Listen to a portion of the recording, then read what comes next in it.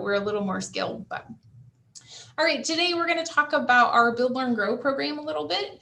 The majority of the time is going to be spent on planning for the use of the American Rescue Plan Act funds.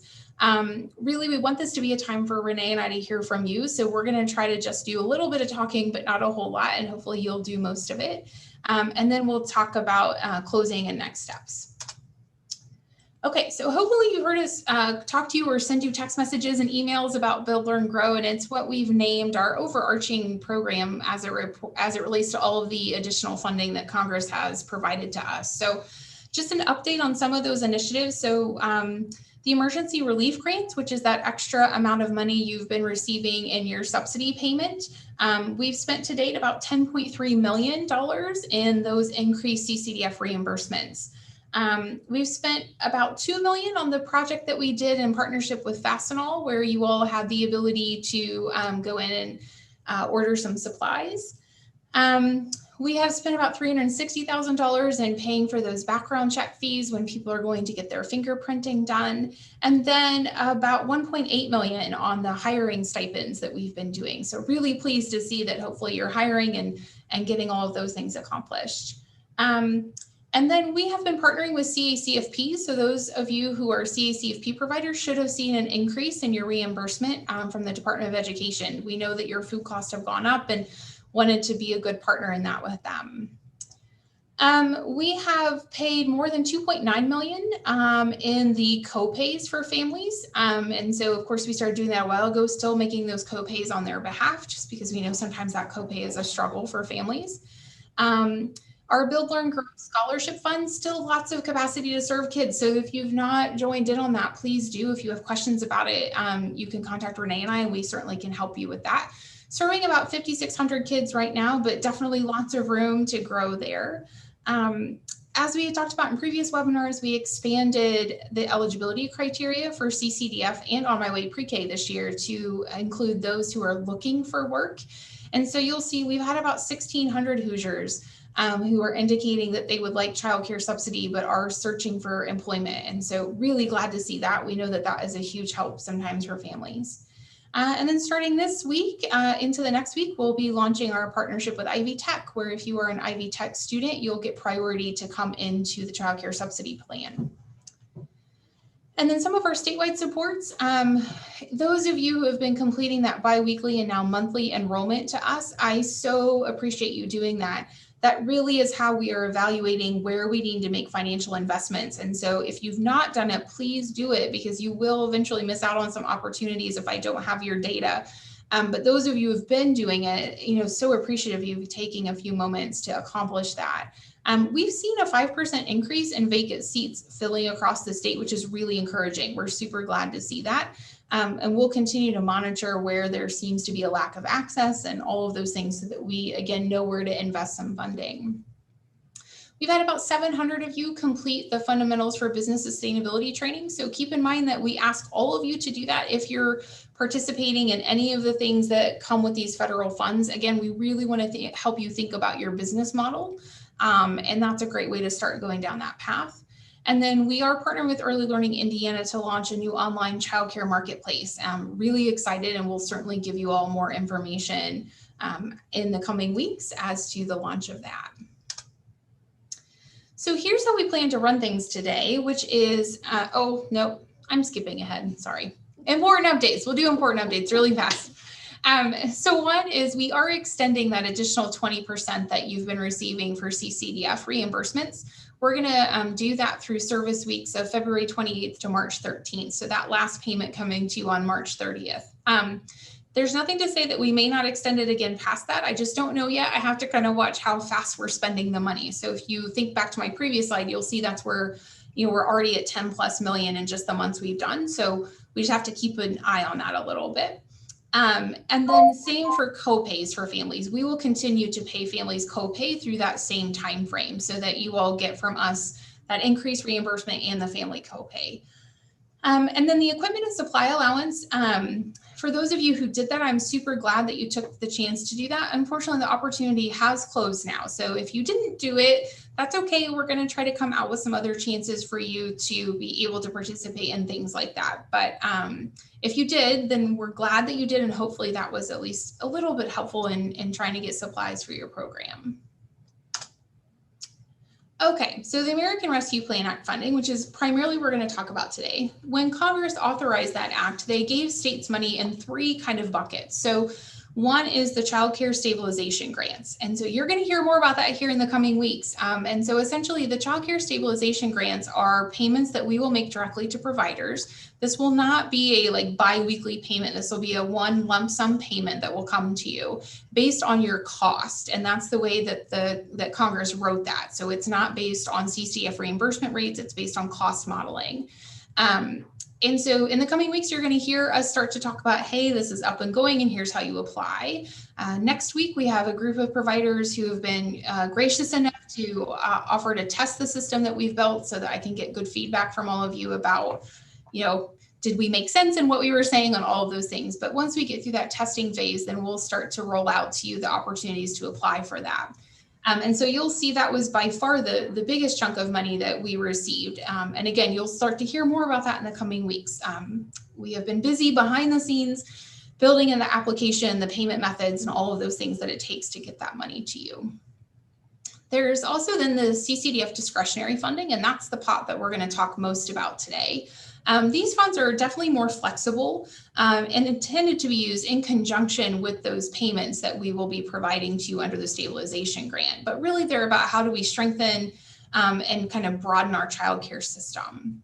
And then the third is a smaller pot of money there for what's considered mandatory matching funds. And those typically, what that means is that the federal government will say you can have X millions of dollars, but you have to have an equitable amount of state funds in order to bring those to your state. So what Congress did for these first 2 years is to say, hey, you know, we know states financially, a lot of them are struggling, so you don't have to have that matching amount. But after the 2 years, then, and if we wanted to keep that $10 million extra, we would have to get the legislature to appropriate some additional funding for that.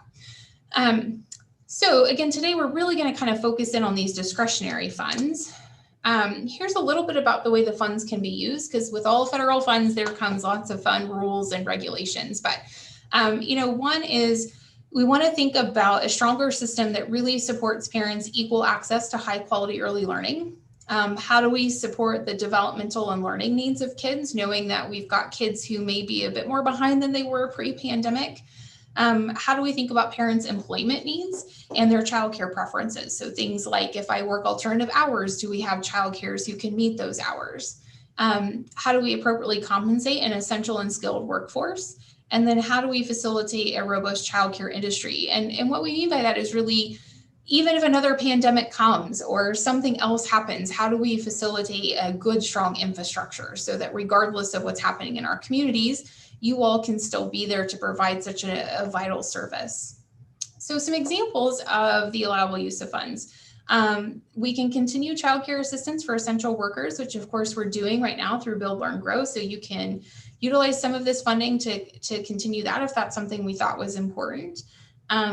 Expanding access to high quality care by improving payment practices and building supply for underserved children and family populations. And so this can be anything from, you know, in subsidy, instead of paying based on attendance, we pay based on enrollment. This can be standing up environments that are specific for children who are English language learners or children with disabilities. You know, how do we think about supporting those populations specifically? So that's one of the examples that we can use the funding for. Increasing access to childcare assistance by investing in tools that really help family find care and expand eligibility criteria. So this can be anything from the income guidelines that we have for CCDF or what those qualifying activities are, right? So right now we've expanded that to say you can be looking for work and that's a qualifying activity. Pre-COVID, that was not something that we did here in Indiana. So it's, you know, thinking about those things. And then investing in mental health supports for children, families, for childcare, and your staff. Certainly the last 18, 20 months have been very difficult. And we recognize that for children and families and all of you, there's a lot of things we probably need to think about in terms of self-care and how we help everyone kind of get back to a place of mental health that feels comfortable to them. So definitely can use funding to support that. Okay, so here's what we're going to do for today's session, which is we really want to think about forward-facing opportunities. But I know that you have questions likely about just today's functional pieces, like you might have a family who's having a difficult time getting their voucher reauthorized. I do want to hear that, but I'm going to ask that you maybe email those to me or to the inquiry mailbox so that I can work with you individually to take care of those, because I really want today to be about how do we think about future investments and what we need to do to make the system better. So we're going to ask a couple of questions, and then what I'd like for you to do, if you're comfortable, is to type your answer in the chat box. And hopefully you see it. Your screen might look different than mine, but there should be a little thing up there for you to type in for chat. And then Renee and I will take a look at those. And if you're comfortable, some of you, if you say something, I might call on you and ask you to say more about that. Or you can raise your hand and then we'll ask you to unmute so that you can share whatever you want to share if you didn't want to type it. But either way is great. The more typing is good because we can capture those and really digest them even after we get done talking today. We're going to ask that you try not to talk over each other, but sometimes in these settings, that's really difficult. And if you didn't get a chance to talk today and you really, really want to, feel free to reach out to me via email, and I can either schedule a time to call you so we can chat, or we can talk via email, or whatever is most comfortable for you. Let them know to raise your hand. Oh, the raise your hand, if you don't know how to do it, is that the thing that says reactions at the bottom, and you can click on that and it lets you raise your little hand, but you can also unmute, it'll be okay. No yelling for not raising your hand. So, okay, so we're going to just start with some guiding questions. So the first one really is, as a childcare provider, how have your program needs changed in recent months, and how is the current funding meeting or not meeting those evolving needs? We'd love just to hear about things like, was the 20% increase effective, or has it not been? And if not, why? I think those are all great things for us to learn about from you, so that we kind of know maybe where to move forward, or just what your needs have been and how those have changed. Oh, someone says no sound. Is that the case for everyone? Okay, good. Boy, that was going to be really sad if I went through all that and no one could hear anything I said. Boy. Okay. I'm trying to see if we've got some comments there.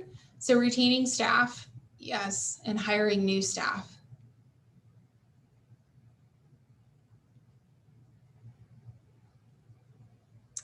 So Deborah saying lots of new kids, not enough staffing. Yeah.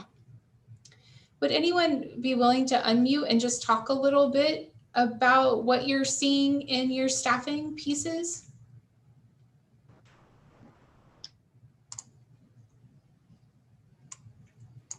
Feel free, anyone who wants to.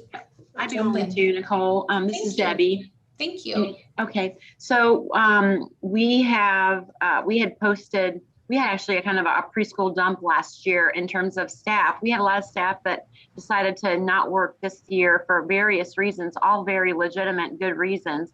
And so just happened to have multiple openings here in Brown County. We posted positions with Indiana, Education for Young Children site. I created an account with the Ivy Hire site. We posted on our own site. We've been calling people that we know that have retired that might want to come back. So yes. I'm not really sure the source of the problem. It's just, I think there's just a shortage. And I think a lot of folks that were in, a lot of providers lost staff. Those staff that weren't working during the pandemic maybe found other jobs and just are not returning to childcare. So our situation was just kind of unique. We lost like 4 people out of 6. So, and then our paraprofessionals also. So we have had good luck doing rehiring. We had 2 special ed teachers that had retired, and so they came back as non-certified staff working in preschool. So we're just trying to think of creative solutions. Thank you. That's super helpful for sharing that. Greta has a good one. So Greta, would you mind saying more, if you're willing to unmute and say more about your comment about providing staff with tools for understanding trauma and behaviors? That I would love to just hear if you have more thoughts about that. Yeah, absolutely. I'm a therapist by trade. Me too. So there have just been a lot of behaviors, challenging behaviors that our teachers are being presented with that they don't have the tools to manage. And so what I have done is just called in therapist friends of mine that talk about trauma and ACEs and attachment, but there's no funding, you know, to pay all those different professionals. So now me as a therapist, I owe my therapist friends because I'm pulling them in. But without them, teachers are leaving the profession just because children there's challenges they don't know how to deal with. They're educators, you know, they're not behavior consultants or therapists, and they're just getting very discouraged. And, you know, being able to talk about their own trauma over this COVID and how it impacts the classroom. So just really we spend, let's see, 12 hours of staff development, just talking around trauma, ACEs, and, you know, what are some tools that my teachers can use when it falls out in their classrooms. Yes. That is super helpful. And I mean, I guess I would just say, you know, once you get your stabilization payments, you can use that to fund the folks coming in. So hopefully that will be helpful. But I think that it's a really, really important point. I noticed in the chat, some of you said that you were able to use that 20% increase to give your staff raises. Some people said you weren't.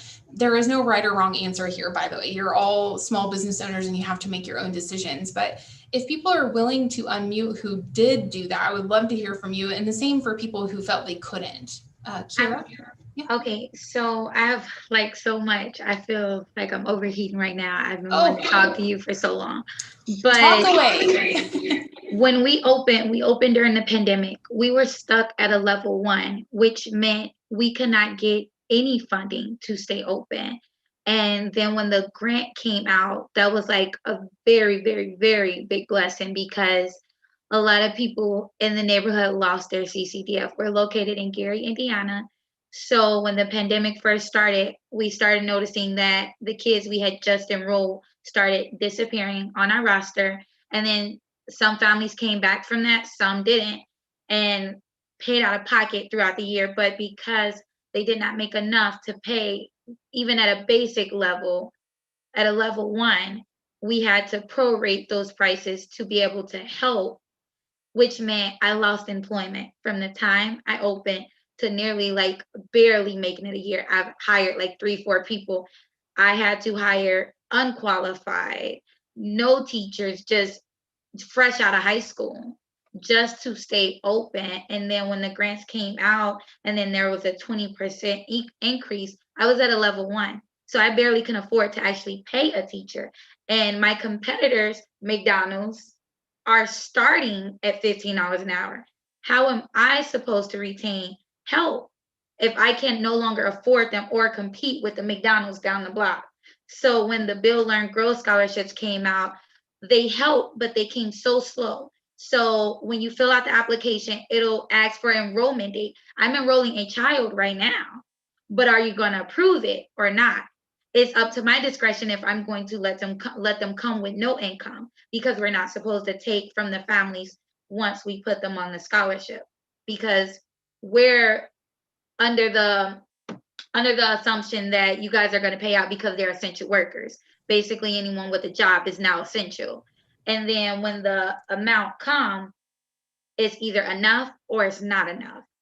And now I'm starting to bring on teachers that actually qualify to teach in preschool in the toddler room, because we want to go up in levels. But in order to go up, I have to meet a certain standard. Now I'm trying to pay my teachers $15, $16 an hour based off of the amount of the Build, Grow, Learn fund. And not only that, but trying to get this out there to the community.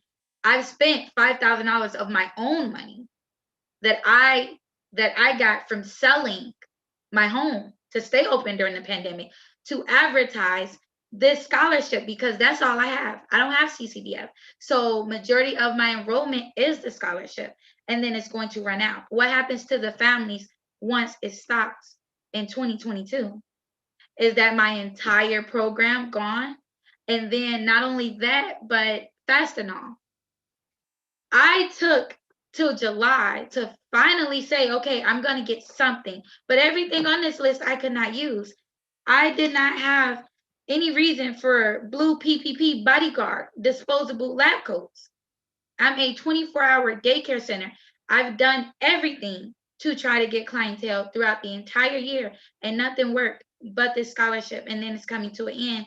And then no one's taking into the account of the money I had to spend to even get people to come to my daycare to know I offer it. I got flyers made, banners, like I'm literally promoting it on our Instagram, social media. I have people coming from South Holland, Illinois. My other question is this only for Northwest Indiana? I have neighboring families coming like, hey, we've seen your scholarship. I'm an essential worker, I'm a nurse, I'm a doctor, but I live here. Am I able to sign them up? I have grandparents that take care of their disabled children, and their grandkids live and reside with them, but they're not the legal guardian. Are they able to apply for these scholarships for their grandchildren when they live in the home with them, but they're not on the birth certificate? How do I distribute this to the community? How do I put it out there? Because we are going to be audited 3 years from now. So what about the families that enroll and you know what? My kids can just stay home. It's too much to get my kids to daycare by 9:30. I'm so used to my 16-year-old watching my 4-year-old, and they disenroll the second you get the funds. You say that, okay, you can keep it, just spend it on expenses. But what if that parent did not do a questionnaire or give their advice or how they feel? Because I have some people that aren't even taking, the review on the scholarship. Mm-hmm. How do I keep up with all of this? So I think you have lots of good questions, I guess I would say. So, I mean, I wish I could tell you that the scholarship would go on forever, but I can't, right? The money we received is one-time money. So once it's gone, it's gone. And normally, right, we can't serve families of any income level just based on the way the funding comes. And so Congress kind of carved this part out for people who work in essential fields. So I definitely think we can help you think through how might you think about the future, right? Knowing that this may not always be there, because it likely will not. Again, I think the great thing about Congress is I think they recognize the need, but again, the one-time money makes it hard because you're talking about what's sustainable and what isn't. Honestly, a lot of money was wasted on Fastenal. That's my perception of it, my opinion, because there were a lot of items that I could not use. So just imagine being forced to buy something. And then if not, the money sits or it goes wherever. All of this could have been used somewhere else. There was no bleach on there. No brooms. There was bleach on there, but so here's what I would say to you. Certainly that list was devised to give some very basics. And if people didn't spend the money, you'll see us come out with new opportunities for that money to be reinvested in a different way to support you. So it's not, the money's not gone. And we only paid out what people ordered. So certainly understand if for your program that didn't meet your needs and apologize for that. We did have programs where it did meet their needs. So I think, again, everyone's different and we'll keep trying to find ways that work for you. But I think those are really important comments you made about the sustainability and how we think about planning for that. So I appreciate you sharing all of that. We were able to purchase from Fastenal in July, but when I first went online was when I first received the invitation, and I printed out everything that was handpicked for me, and there was no bleach. I didn't even know what half this stuff was. When I went back in as of July, I was able to get stuff like Kleenex, but no paper towels were listed. We need paper towels. We're trying to promote more hand washing. Where was the hand soap? Stuff like that. I spent I would say I could have used more than what I got. I spent an average of almost $2,000 on this, and majority of the stuff isn't going to be as helpful as the stuff we actually needed. For example, I needed more soap. I needed more paper towels. I got stuff like Kleenex tissue, contract garbage bags. That was a need. Stuff like that, things that I would run out of on the daily and have to keep on replenishing. I needed help with that. So there wasn't much. We did end up spending it because I was not for certain what happens if we don't touch the account. Yeah. Again, appreciate that feedback. Really, really appreciate that. Yeah. And so I've seen lots of good comments in here around needing to find funding for raises, bonuses, all of those things. I think those are all really important comments. Trying to look for qualified staff. I think all of that is, I think all that's really important. Yeah. Okay, so let me go to this next one here. So pre and post pandemic, we have heard from a lot of you that the demand for childcare in your communities has changed from what it was pre-COVID. So I'd love to hear a little bit about what that looks like in your community now and what impacts that has had for you as a business operator. And I will just say, coming off the last call, gosh, it was really interesting. Some of the operators on the call were saying we have really long wait lists, and other people were saying we're still really struggling to get kids to come. And so again, would love to hear anything you're willing to share about that, and in the chat or verbally, just so that we understand how we might better understand what demand looks like today, because it sure seems like it's changed a little bit.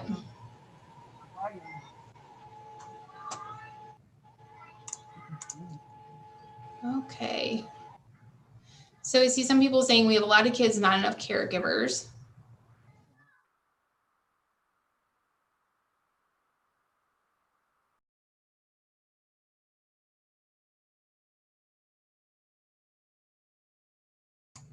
Oh, somehow I muted, I apologize. So I was just saying that we see a lot of things about having demand, just not having enough staff to meet that demand. Okay.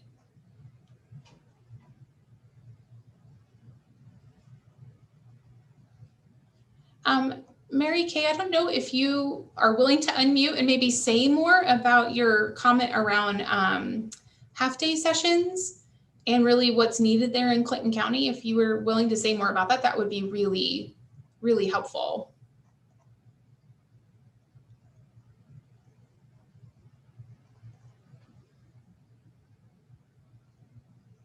And it's okay if you don't want to. I know not everybody likes to talk in big sessions, so.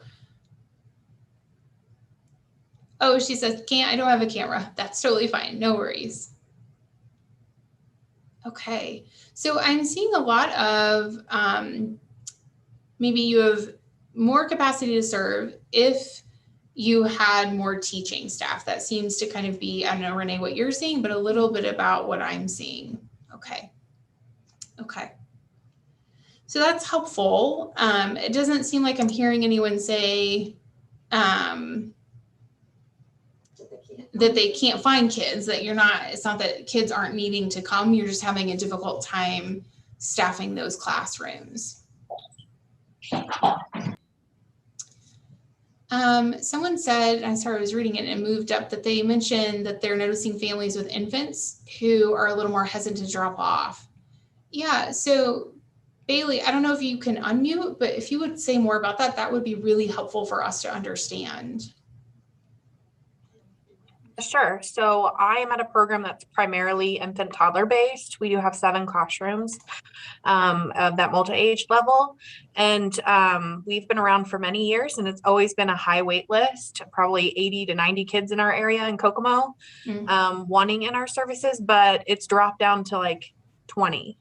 Okay. And we were planning on opening an extra classroom, but we've had 3 different parents in the past month pull their infant after being in for a week because they were just too nervous about their child getting sick. And so when I looked at our wait list, mostly those kids that are on it, it's toddlers, not infants. And we used to have just people banging on our door for infant care. And so I don't know, it's just a trend that we've noticed lately. Thank you. I think that's super helpful. I think it's one of the things that we've wondered about. Like, we knew in the heart of the pandemic, we heard a lot from parents that they were just uncomfortable, but we weren't sure if you were all still experiencing some of that as you were during those times or not. So I really appreciate hearing that. Okay. Michelle Perry. Oh, Michelle Perry. Perry. Yes. Is she typing? No, she typed, I'm having trouble finding kids. I want to. Oh, having trouble. Yeah. Michelle, would you mind sharing what part of the state you're in? Because I noticed that you're saying you're having trouble finding kids. Mm-hmm.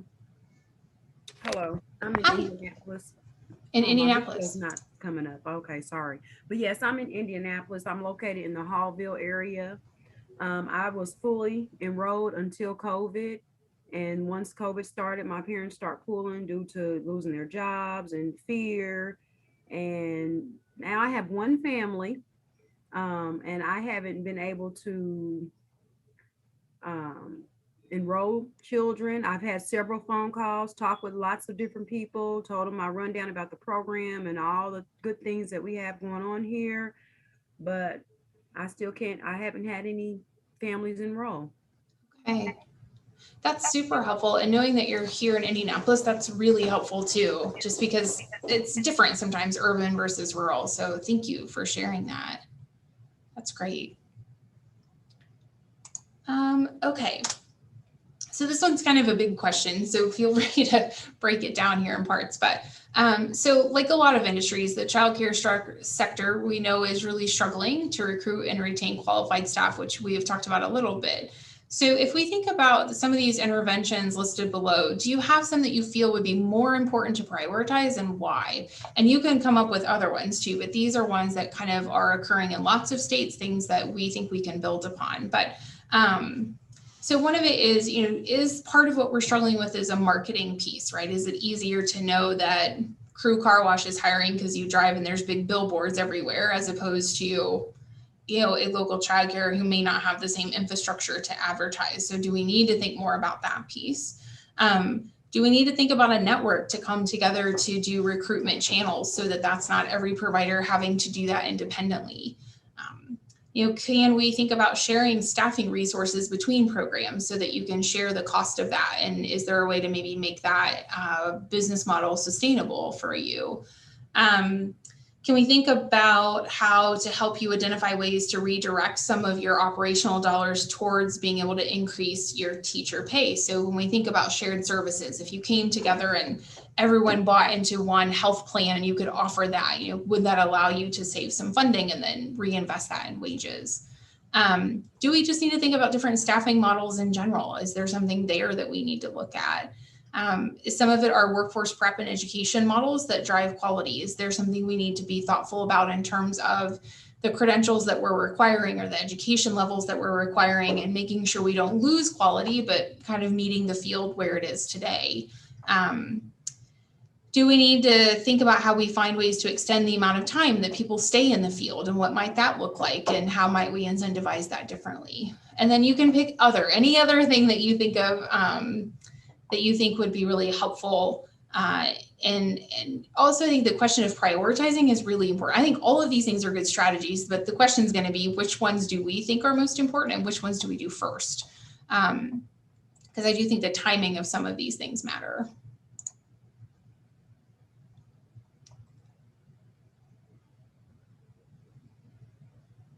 Okay, I'm reading through some of your comments.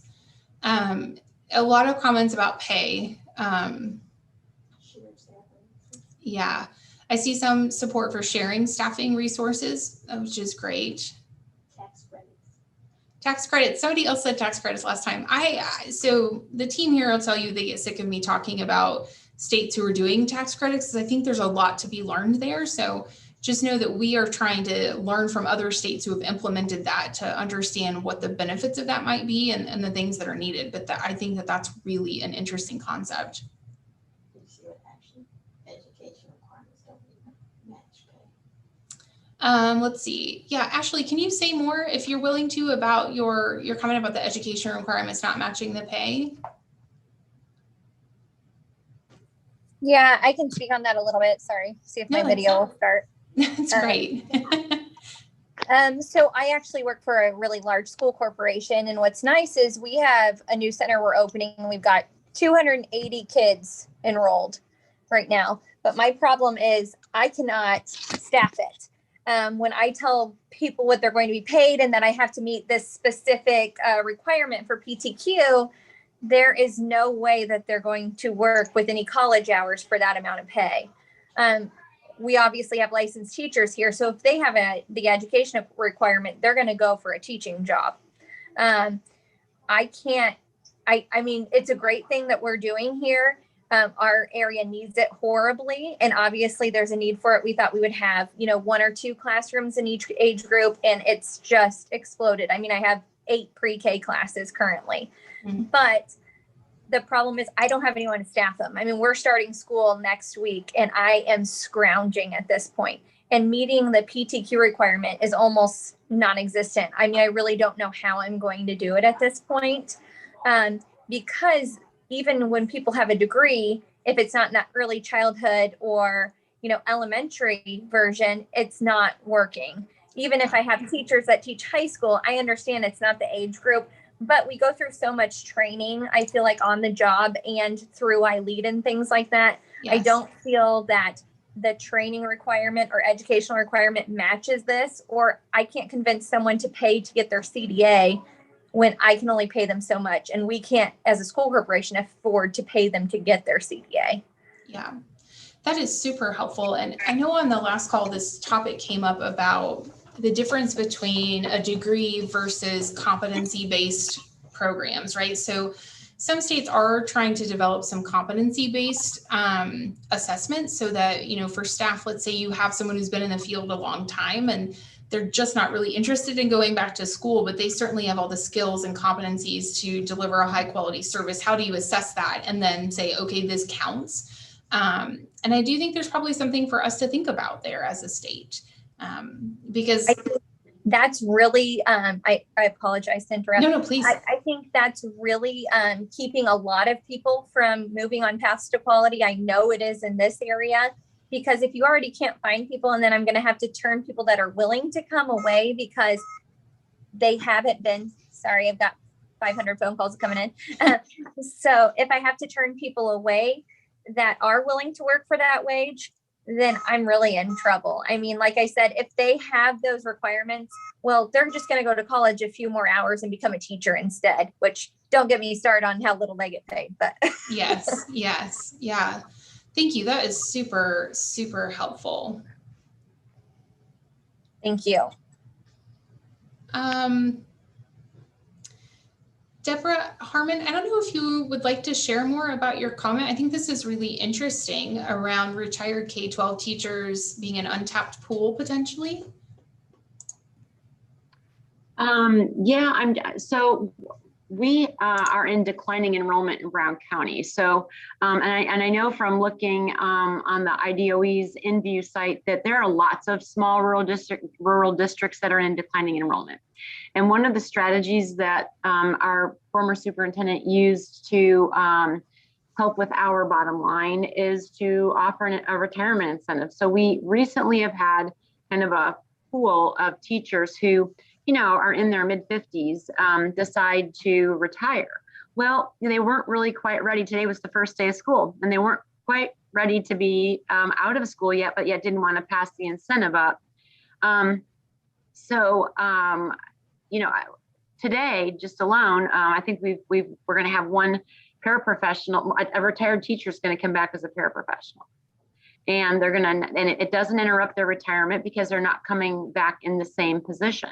So it doesn't interrupt anything. We delay their VIBA bridge, and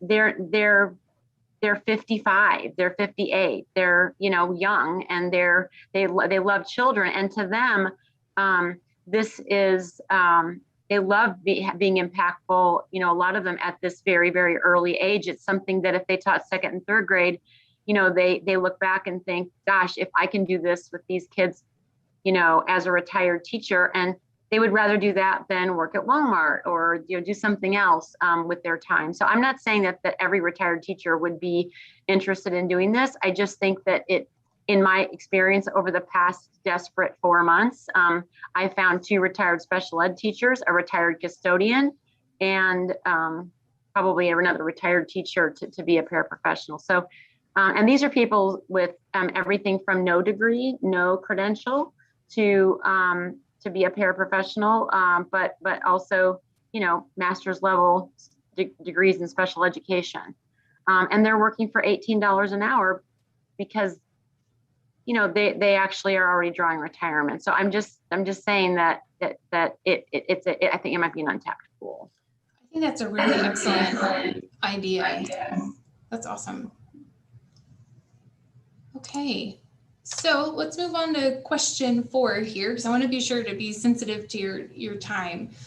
So, I mean, I would certainly know that we all believe that families deserve, you know, equitable access to high quality care. So whether or not you're currently participating in PTQ, can you give me some of the biggest barriers you face in meeting or maintaining high quality program standards? So I certainly understand staffing is going to be one of those right now, right? Meaning getting folks with the right educational degrees, but I don't know if there are other barriers that you're finding that might be a part of our strategy on how to remove those or make that easier.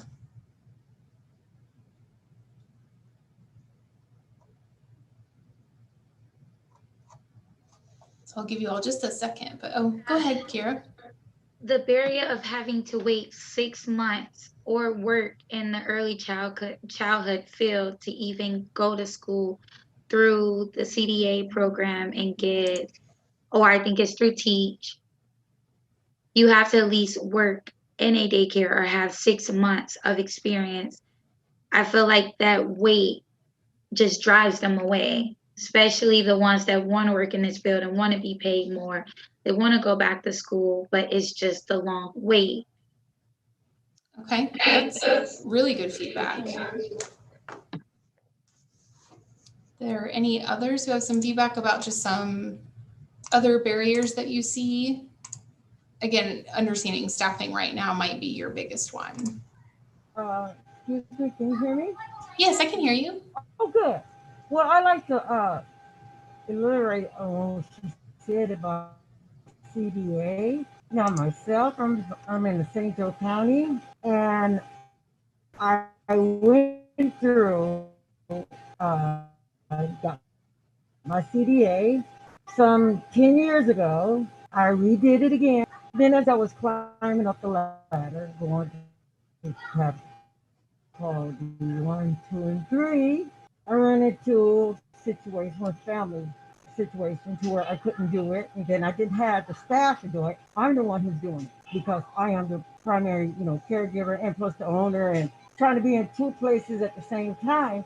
So now I'm stuck at have to call do 1, but I'm still, for some reason, God has blessed me to where I still have my children with me from 0 to till they age out, and which is a good thing. They still go to school and do their other things, and they come back with it. I cater to the mothers sometimes that work at the hospital, work at Walmart, gets up early and have to be at that job and come back and then after school care. So my problem is when they changing things to saying that you have to re-up the children who's the after school program children. That going in is that what they did, they cut one of my kids off because I don't know if it was on my part. I was supposed to go in and do a re-up or whatever. I don't know. But I'm just saying, it's just that a lot of stuff is not being explained. See, I'm a home daycare. A lot of things is not being explained right. So now, I'm a type of person, I don't get on, this is all new to me, the camera and all this good stuff. I really deal with the paperwork. I love paperwork. Well, anyway, this is all new to me. And I still try to maintain a high quality program for the little kids that I have, but I just don't have it on paper, in which I was going there. And now my CDA has expired. And then it was only if you want to, then it says you have to. And then it was told to me that it would be in my best interest to keep it. Now I'm getting conflicting stories. do I have to go up the ladder if I don't want to, or what? This is what I'm asking. You know, for the quality standard. Are you getting Yeah, what I I'm think trying to so.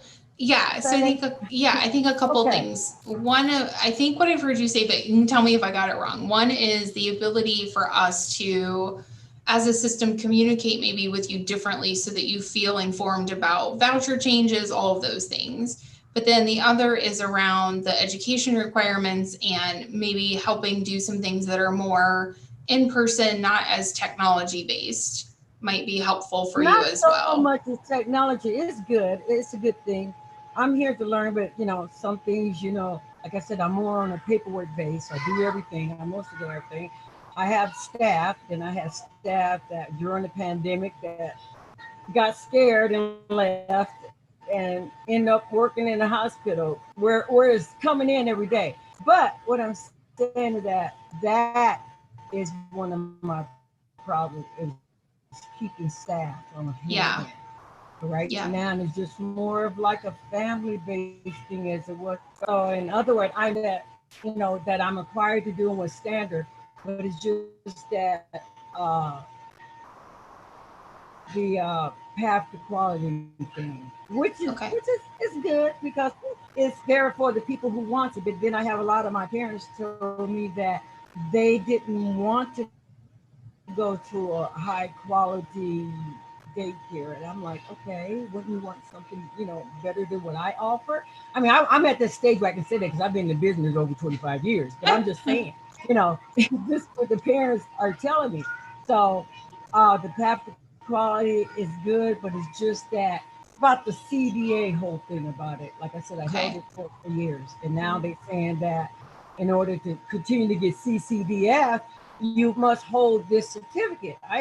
I got certificates all over my wall saying the year that it came about and expired and all this and that. But I wonder, Yeah. me being in the business long, wouldn't I be able to grandfather out? I'm just saying. I'm just saying. Yeah, I think these are all really great questions. And I think this goes back to our earlier conversation a little bit about folks who've been in the field, is the only pathway or should the only pathway be a CDA or something in higher ed, or could we think about, something that is competency based so that we understand that your years of experience can be just as important as attending a more formalized program. And so how do we think about those things? I had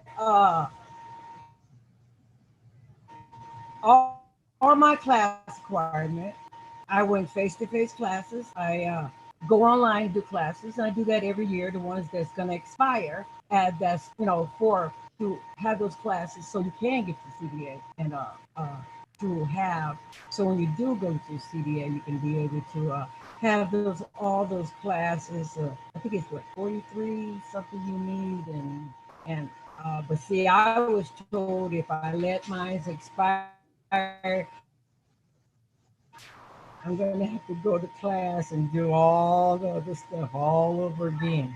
But I feel at this present time, since my expired, why should I have to? I'm just saying, I know the program has standards and stuff. Yeah. Yeah, but I think those are all great things for us to contemplate and appreciate, knowing that those are some of the barriers that are in front of you, because I think that will give us some time to be able to maybe strategize about how do we remove some of those barriers, or how might we at least think about some things differently. I do recognize that one of the comments in the chat though about, we want the field to be looked at as professionals, right? We want them to be looked at as educators. And so there is a balance between then, setting standards around education so that they are seen that way, and that we can raise kind of awareness about why compensation should match that. And so I think those are all the things that we definitely have to think through here. Yeah. It's it even got to the point it makes me want to just take infants to preschool, and then when they go to preschool, I'm done. Instead of getting the after school kid or children and like that, to change my whole age group of children. Yeah, totally understand that. Thank you so much. That is really really helpful. Yeah. Yeah. Yeah. Jacqueline, I think I see your hand up, if I'm not mistaken. Yes, I just want to, I have a little different take on it. My background, I have 30 years of background in the Head Start program. And so we had just opened right before the pandemic hit. And so, so it took us a little while to get, to get back with the children to be able to, go for our path to quality.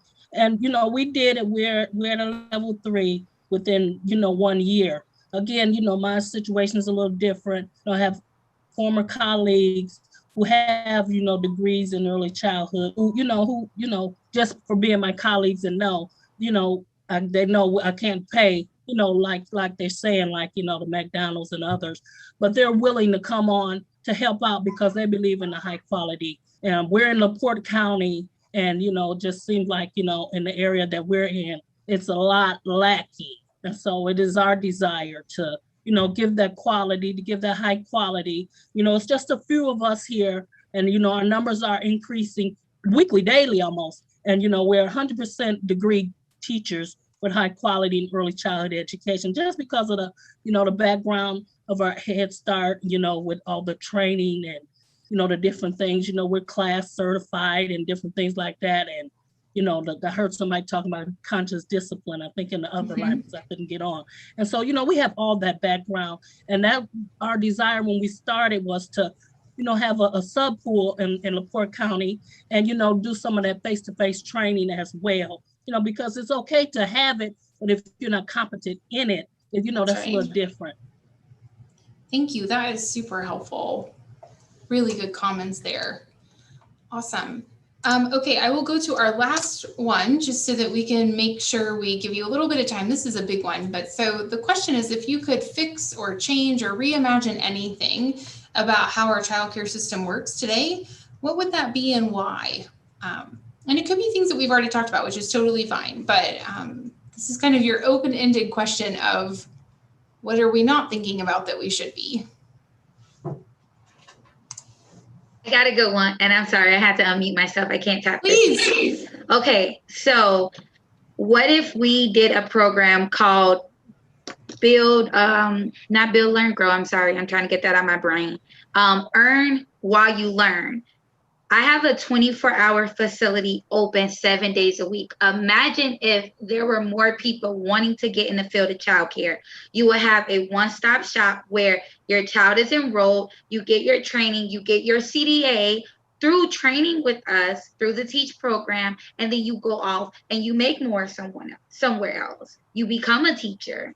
You go back and get your, the scholarship to further your education past the CDA. What if that is how childcare was ran? Basically, I have 3 boys. I was able to come and work in a daycare right out of high school. I had like two kids at 18. A daycare said, hey, we're hiring. You're fresh out of high school. You can be an assistant here, then get the scholarship through us. And my kids were able to be enrolled. A lot of the times, CCDF is not paying where your kid go if you're in the same class. But think about those who could have went and got training at a home daycare and CCDF paid. They would also give the funds to be able to have more people in this field and get hands-on opportunity right away. Earn while you learn. That's right. I think it's great. I love it. I love any sentence that starts with "what if we," because I think those are really important sentences. Yeah, that's great. So I saw someone talk about wishing that we would be funded like K-12. Certainly understand the sentiment there. Lots to be done, I would say, but you all certainly have the power to help educate your local legislators on that. And I think that's really where that starts, right? Which is helping our policymakers understand the similarities between us and K-12, but the funding structure differences. And I think everyone on this call has the opportunity to help influence that for sure. Ashley talked about what they do in Germany. Yep, I am familiar with some other countries and the way that they handle childcare, and it is pretty awesome. I don't disagree. Again, I think all of you have the opportunity to advocate for that kind of thing as it relates to your local legislators.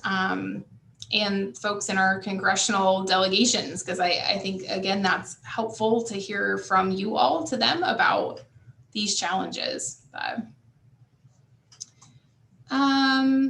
I see some things about insurance for childcare. I think that's really interesting.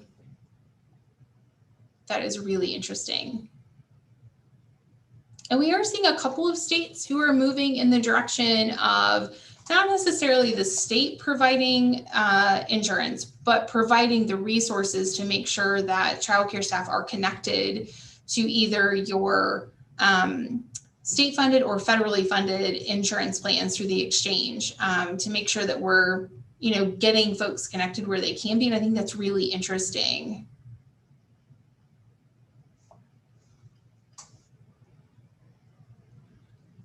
Okay. Lots of things about health insurance. That is super helpful for us to hear that is something really on the forefront. And we did hear that in the last session too. So I take that to mean that lots of people are thinking about that. Yeah, that's really great. Well, you are welcome to continue to put things in the chat, and that's fantastic. We'll continue to capture that for here a little bit, and again, really helpful. This is not the last time that we're going to come to you, so please know that this is our first round of kind of hearing directly from you as to what your greatest needs are. Our goal then will be to come back and put together a plan to then come to you and say, hey, here's what we're thinking. Tell us where we're missing things or we've gotten it totally wrong, and we'll want your feedback on that. We do have a runway of how long we have to spend this money. We only have a couple of years, which feels like a long time, but is not. And so we just want to be sure that we're spending it in the right way and getting you what you need, and most importantly, getting families what they need. And so, please look for some future pieces where we're coming back to you saying, okay, here's what we heard the first time, here's what we're thinking, and we'd like to hear your feedback. The other piece is you will hear from us pretty soon about the stabilization payments to you. So please keep an eye on your email and text and however you typically are getting information from us, because that is our next big hurdle here before we kind of go into this discretionary pot of money. So again, really appreciate your time. I know how busy you are. Most of you have left little ones running around with your teams, and really appreciate you giving us an hour. So we will talk soon. And again, really thank you so much for just the thoughtful feedback today. But take care of yourselves, and we'll see each other here in the coming weeks.